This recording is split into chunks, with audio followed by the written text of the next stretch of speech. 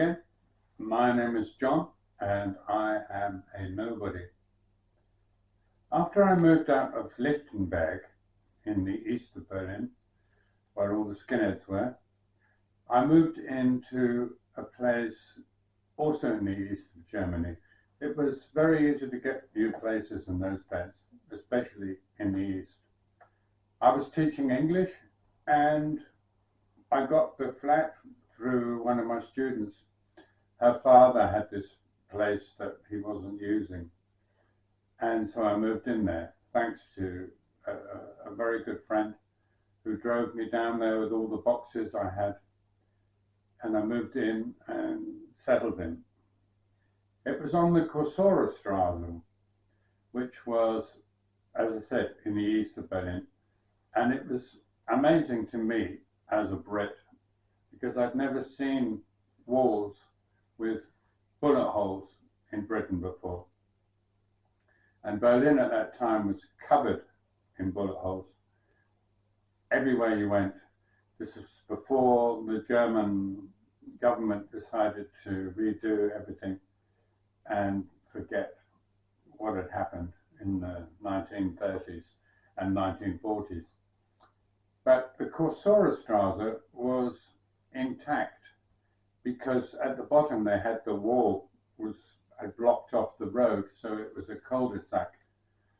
And I later found out that no functionary from the DDR or the GDR had ever driven down there because it was a cul-de-sac. So they hadn't bothered to do it up. So it looked like it had just been finished, and left since the end of the Second World War, when the Russians had come in. So the facades were just full of bullet holes, and it didn't matter where you went, they were everywhere, peppered with lead. It was, in fact, history written in lead. The whole street, it was like the last day of the Second World War. They just left it. And they had a little shop there next door to where I lived. But when you went in the main entrance of the flat, the ground floor flat where I lived, you could see everything was as clear as day. The first thing you noticed was obviously the bullet holes. And in the ground floor, there were bullet holes all around the windows. And as you walked into the yard, it's a square, typical Berlin square yard with buildings on either side. If you look back, you could look up to the first floor of the front of the house, and it was also peppered with bullet holes all around the windows. So you could actually read what had gone on there. It was history written in lead. The Russians had come in the front, gone up the stairs, and fired down at the Germans who were defending the ground floor. And that's why the bullets were there, the bullet holes, and the bullets down around the windows. It was history written in lead. So I moved in there, I got into the flat, and everything had also been left intact since the days of the DDR, the GDR. There were books in bookcases which were biographies of famous East German leaders. There were all kinds of things that were just from the east. So you had the tablecloth in the kitchen was like this weird plastic, yellow plastic. In the shower you had this weird plastic curtains hanging down.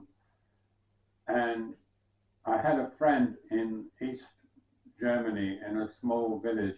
I'd done some lyrics for his band.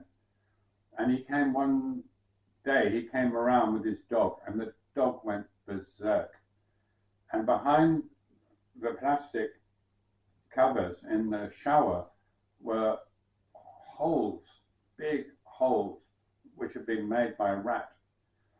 And I discovered holes throughout this ground floor flat, and I filled up a lot of them up with glass and went to bed. This is probably going to be a long story, so I'll make it in 2 parts because it does feature the water, and I'll do them back to back so you don't get too confused. So I went to bed one night and I woke up because I could hear something scratching on the door, my bedroom door, which was closed. And I thought, that's too small to be a cat that's somehow found its way in. And it's too loud to be a mouse, so it can only be one thing. It was a rat trying to get into my bedroom. So it's not a nice feeling to have that, to experience that. So I went and found the water, which was in a box, within a box, and I unpacked it, put it under my pillow, and went to sleep. I felt a bit better then, though it was still very disturbing. And the next day I had to get up early to go to teach an English class, and I'm a little bit frightened of rats. A lot of people are. So I decided to give my rat a nice harmless name, and the name I gave it was Freddy. Don't know why, but I just did. And it's a weird kind of thing because rat is actually female in German. It's die Ratte.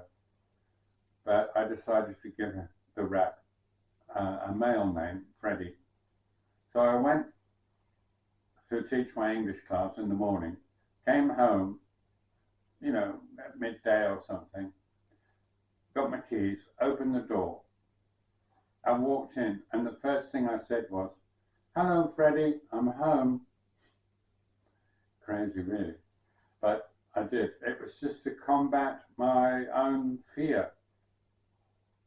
And I walked into the kitchen where everything had been cleaned up. There was not a speck of anything there for any rodent to eat. And under the plastic tablecloth was this big lump running up and down, looking for food probably.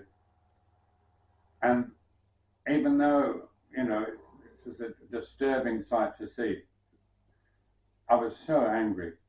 I grabbed something which was an empty beer bottle and just started whacking the tablecloth where this big lump was. And at the bottom, because the rat thought I was at the top because I was banging away, sprang this huge, well, to me it was huge, rat, and just went right past one of my legs and landed on the floor and scuttled behind the refrigerator. So I went to get the water. I mean, what do you do? I'll tell you what happened then in the next installment of this story. So take care of yourself and take care of those you love, and I'll see you in the next one. All the best to you, and Tchaikovsky.